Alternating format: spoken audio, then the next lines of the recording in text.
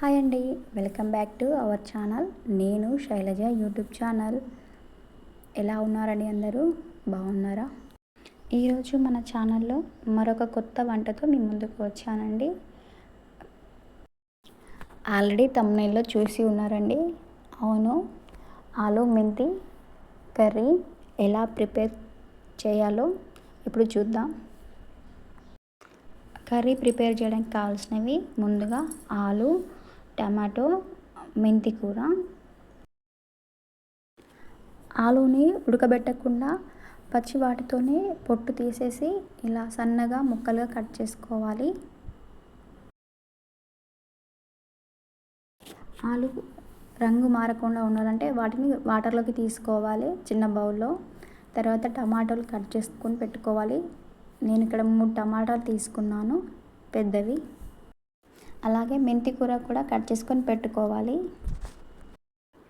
ఇప్పుడు curry prepare చేసుకోవడానికి stove on చేసుకొని కడాయి పెట్టుకొని 3 టేబుల్ స్పూన్ల ఆయిల్ తీసుకోవాలి.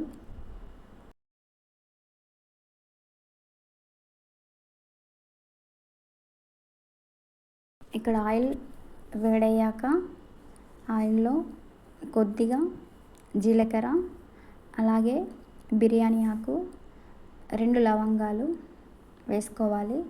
తర్వాత కట్ చేసి పెట్టుకున్న ఆనియన్స్, పచ్చిమిర్చి కూడా వేసుకోవాలి. ఇక్కడ నేను ఆనియన్స్ 1 కప్పు తీసుకున్నాను కట్ చేసి. మనకు గ్రేవీ రావాలి కాబట్టి ఆనియన్స్ ఎక్కువగా తీసుకోవాలి.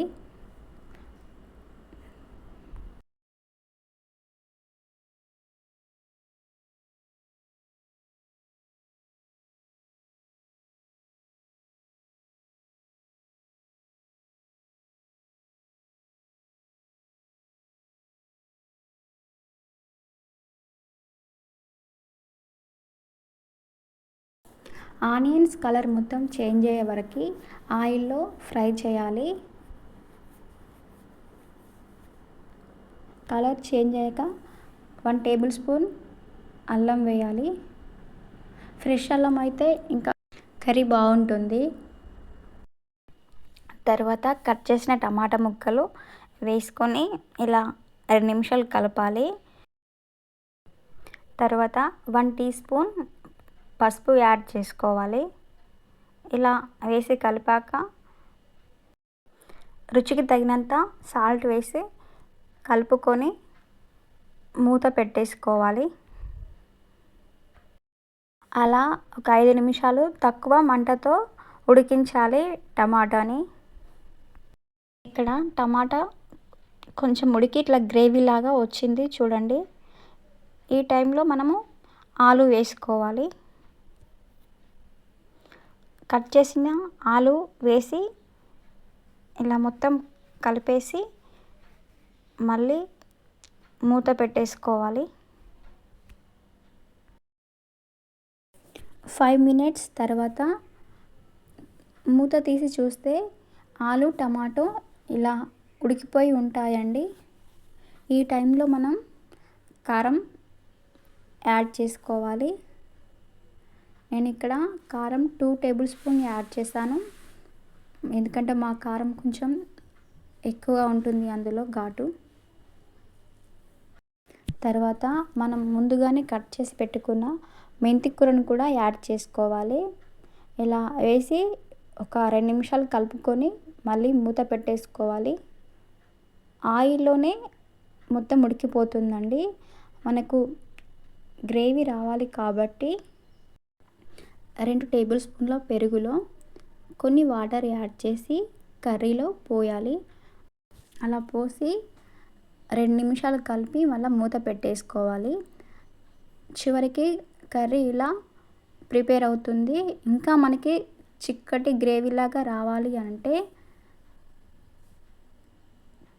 ధనియాల పౌడర్, కొంచెం గరం మసాలా పౌడర్, లాస్ట్కి కొత్తిమీర యాడ్ చేసుకోవాలి టేస్ట్ కోసం.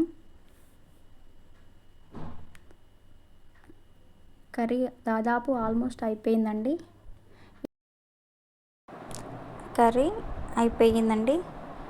ఆలు మెంతి కర్రీ ఇప్పుడు స్టవ్ ఆఫ్ చేసేసుకుందాం. అంతేనండి, కర్రీ అయిపోయేది. ఇప్పుడు ఈ కర్రీని మనము చపాతీలో కానీ రైస్లో కానీ తీసుకుంటే చాలా బాగుంటుందండి. ఇక్కడ నేను మా ఆయనకి వడ్డించాను. టేస్ట్ చేసి చాలా బాగుందని చెప్పాడు కర్రీ. చాలా సింపుల్గా ఆలు మెంతి కర్రీ ఇలా రెడీ చేసుకోవచ్చండి. మీరు కూడా ట్రై చేసి ఎలా వచ్చిందో నాతో షేర్ చేసుకోండి కామెంట్ రూపంలో. ఇంతవరకు నా వీడియోస్ చూసే ప్రతి ఒక్కరికి థ్యాంక్ యూ.